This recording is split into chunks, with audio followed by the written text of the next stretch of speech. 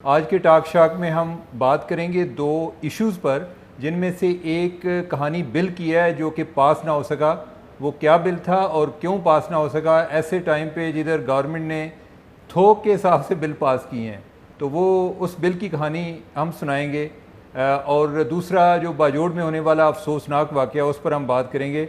एजाज़ सैयद साहब, आप पार्लियामेंट पे आपको एक बड़ी एक मलका हासिल है, और ये जो बिल के बारे में आप कोई अगर तफसीलात हमारे नाजरीन के साथ भी शेयर कर सकें। अच्छा चीमा साहब, संडे को एतवार के रोज़ चेयरमैन सेनेट सादिक संजरानी साहब की सरबराही में एक इजलास हुआ। उस इजलास में वज़ीर दाखिला की तरफ से एक बिल एजेंडे के ऊपर मौजूद था, जिसे शहादत अवान जो कि वज़ीर ममलिकत हैं उन्होंने पेश किया। वो बिल क्या था? वो वायलेंट एक्सट्रीमिज़म बिल 2023 था। और बिल में मंदरजात क्या थे? बिल के मंदरजात ये थे कि कोई भी तंजीम जो कि वायलेंस को प्रमोट करती हो, उसके रहनुमा वायलेंस को प्रमोट करते हो, या वो तंजीम किसी तरीके से वायलेंस में मुलव्वस हो, तो उस तंजीम पर पाबंदी आयद की जा सकती है। ये बिल था वो। अब पाकिस्तान में आपको पता है एक ख़ास माहौल है इस वक्त। तहरीके जो इंसाफ है और उनके सरबराह इमरान खान, उन्होंने 9 मई को जो कुछ किया वो हमारे सामने है, और उनके ऊपर 9 मई के वायलेंस के ऊपर, वायलेंस के इल्ज़ामात के ऊपर उनके मुकदमात दर्ज हैं।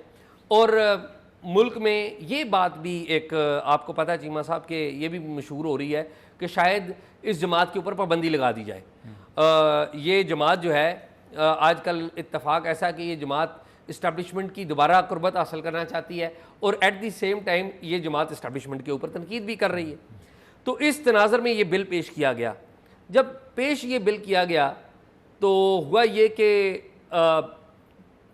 पेश तो इसे हुकूमत ने पेश किया, लेकिन हुकूमत की जो इत्तेहादी जमातें सारी इनके साथ छोड़ गई।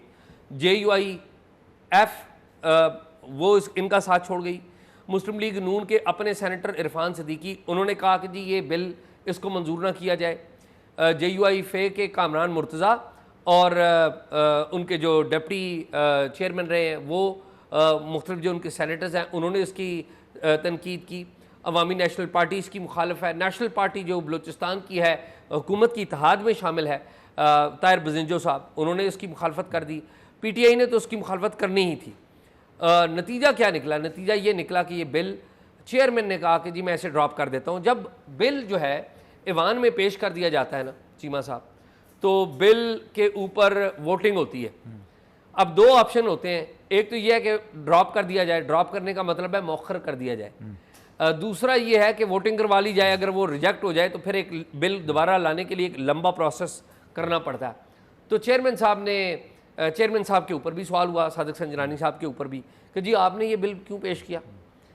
इतवार के दिन इजलास हो रहा है, तो उसका मतलब है किसी ने कुछ कहा हुआ था। आपको पता है पाकिस्तान की पॉलिटिक्स में इस्टेब्लिशमेंट का भी एक रोल रहा है, और उस रोल में मौजूदा तनाज़र में ये भी कहा जा रहा है कि इस्टेब्लिशमेंट जो है वो PTI को बैन करना चाहती है।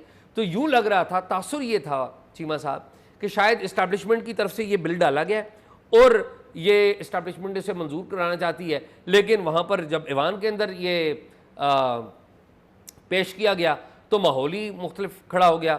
जमात इस्लामी के सेनेटर मुश्ताक हैं, आपको पता है, वो बड़ा होमवर्क करके आते हैं, उन्होंने इसकी मुखालफत की।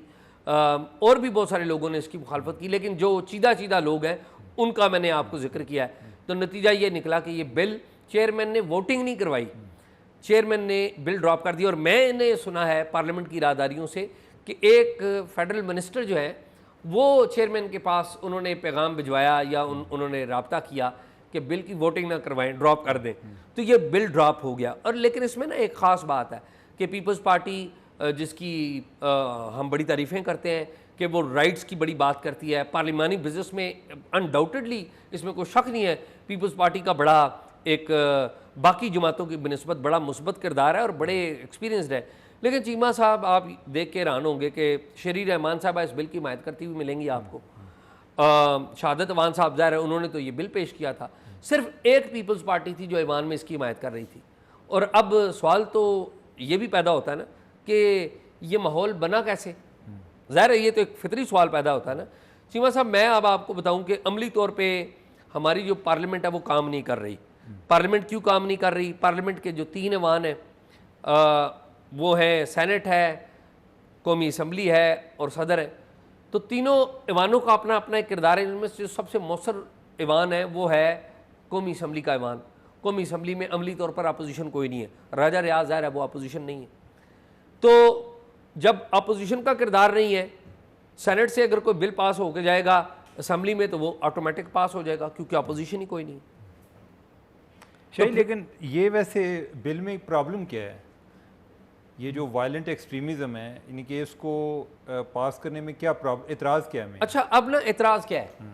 एतराज़ ये है कि इस बिल में, इस बिल की जो लैंग्वेज है, ज़ुबान है, उसमें एग्जेक्टिव को इतना इख्तियार मिल जाता है कि वो किसी भी जमात के ऊपर ये मुकदमा दर्ज हो जाए कि उनके बंदे एहतजाज कर रहे हैं, तो इंतज़ामिया अगर लिख के दे दे कि ये जमात तो एहतजाज और वायलेंट एक्सट्रीमिज़म में मुलव्वस है, तो एग्जेक्टिव के पास बहुत ज़्यादा पावर आ जाती है कि वो किसी भी जमात को बैन करार दे। कल कला कोई एक जमात है वो एहतजाज कर रही हो, नारेबाजी कर रही हो, ज़ोर से नारा लगाए और उसके बारे में मुकामी स्पेशल ब्रांच है या CTD है या मुकामी जो इंटेलिजेंस के इदारे हैं वो लिख के ऊपर दे दिए, तो एक्सट्रीमिज्म फैला रहे हैं। मेरे ख्याल राज उसमें अगर लेट्स से कि वो लिख कर दे भी देते हैं तो मेरे ख्याल है कि वो कोई ना कोई तो ऐसा फोरम होगा ना जिधर ये चीज़ साबित करनी पड़ेगी।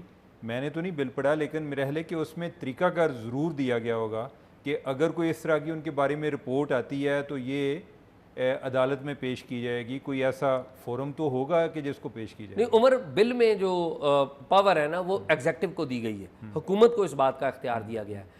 अच्छा, असल में ये जो सारा मामला है ना, आपको याद होगा कि पाकिस्तान तहरीक इंसाफ के दौर में, इमरान खान साहब के दौर में तहरीक लब्बैक के ऊपर पाबंदी लगाई गई थी और तहरीक लब्बैक को दहशतगर्द जमात करार दिया गया था। बेसिकली जो कॉन्सेप्ट है ना, ये बेसिकली वो है। और बाद में तहरीक लब्बैक के ऊपर पाबंदी हटा भी ली गई। हमने देखा 6 माह लगे और उसमें भी बड़ा सुकम था कि आपने वजारत दाखिला ने उसे दहशतगर्द करार दे दिया था तहरीक लब्बैक को, और इलेक्शन कमीशन ऑफ पाकिस्तान में उसको कालअदम करार नहीं दिया गया। और हुआ ये था कि आज़ाद कश्मीर में ज़मीनी इंतखाबात हुए थे और कौमी असम्बली में और सूबाई असम्बलियों के ज़मीनी उन तमाम में इलेक्शन लड़ा था। तो जो असल जो एम था ना वो ये था कि एक्सट्रीमिस्ट जमातें हैं वो बीच में शरीक ना हो सकें। और आपको ये भी बताऊं कि बिल का जो एम है ना वो भी पढ़ने वाला है कि उसमें अक़वाम मुत्तहिदा की सलामती कौंसल की एक करारदाद का जिक्र है, गालबन 2178 उसकी रेजोल्यूशन है और 2250 और एक आध और करारदाद का जिक्र है जिसमें 2178 गालबन दहशतगर्दी के तदारक के लिए।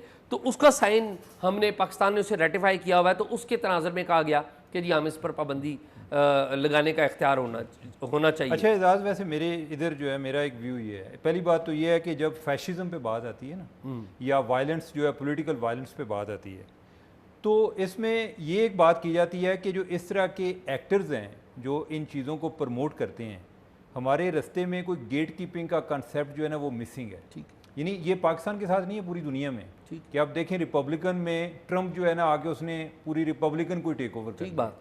तो होना ये चाहिए कि कोई ना कोई आपका ऐसा सिस्टम ज़रूर होना चाहिए कि जो जिन लोगों में इस तरह का पोटेंशियल है ना वो एक स्टेज से आगे ना बढ़ पाएँ। अगर आप चाहते हैं कि आपकी जो डेमोक्रेसी है वो ज़रा कूल डाउन रहे, अगर उसमें नफ़रत या तकसीम का अमल, नफ़रत जिधर आएगी ना आगे वो वायलेंस की तरफ जाएगी। एक तो ये चीज़ है कि इस पर अभी नहीं तो कोई ना कोई तदारक तो इसका ज़रूर होना चाहिए। ठीक है। अच्छा, दूसरी ये बात है कि ये देखिए एक तरफ वायलेंस का बिल लेकर आए हैं और दूसरी तरफ पूरी असम्बली जो है वो इस चीज़ पे लड़ रही है जी कि मुझे असले का लाइसेंस नहीं मिला। ठीक बात। हालांकि यानी कि आप अगर वायलेंस के को ख़त्म करने में इतने संजीदा हैं तो आप बजाय लोगों को असले के लाइसेंस देने के आप तमाम के लाइसेंस कैंसिल क्यों ना कर दें?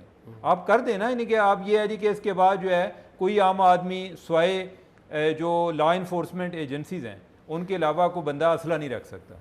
अगर नहीं रखेगा तो आपको किसी से दूसरे से डर नहीं होगा, और जो रखेगा आप उसकी सज़ा जो है बहुत ज़्यादा मुकर्रर कर दें कि अगर कोई असला निकला किसी से तो आप उसको बेशक सज़ाए मौत दें। तो जिन्होंने पहले से रखा हुआ असला वो क्या करें? उसका ये है ना, उसमें ये होगा कि आप जो है कि कोई असला रखना जो है वो जुर्म अगर करार दे दिया जाए। आप कहें जी कि अगर किसी के पास लाइसेंस है तो वो आज से कैंसिल किया जाता है।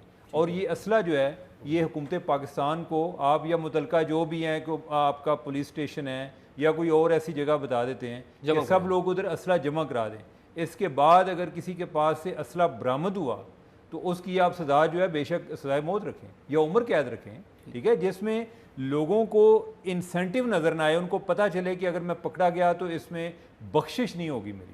तो मेरा ख्याल है कि हम अगर वायलेंस को वाकई ख़त्म करना चाहते हैं, तशद्दुद की सियासत से निकलना चाहते हैं, तो हम बजाय इधर जो है सारे असले की दौड़ में लगे होते हैं। हमारे जो पार्लियामेंटेरियंस हैं कि मुझे असला नहीं मिला, मुझे असला नहीं मिला। असला जो है वो एक स्टेटस सिंबल भी बना हुआ है और दूसरी तरफ जो है वायलेंस को कंट्रोल करने के लिए बिल भी लेकर आ रहे हैं। अच्छा उमर, मैं ना आपकी इस बात से काफ़ी हद तक एग्री करता हूँ, लेकिन मैं ये भी समझता हूँ कि ये माइंड सेट का खेल है कि माइंड सेट हमारे जब तक जहन नहीं बदलेगा ना, उस वक्त अगर मिसाल के तौर पे खैबर पख्तूनख्वा में चले जाएं, वो एक ज़माना था वो कहते थे जी असला हमारा जेवर है, अभी भी कहते हैं कि हमारे खैबर पख्तूनख्वा के बाज़ इलाके हैं जिनमें कहा जाता है असला हमारा जेवर है, और वो असले को एक रवायत के तौर पर भी रखते हैं।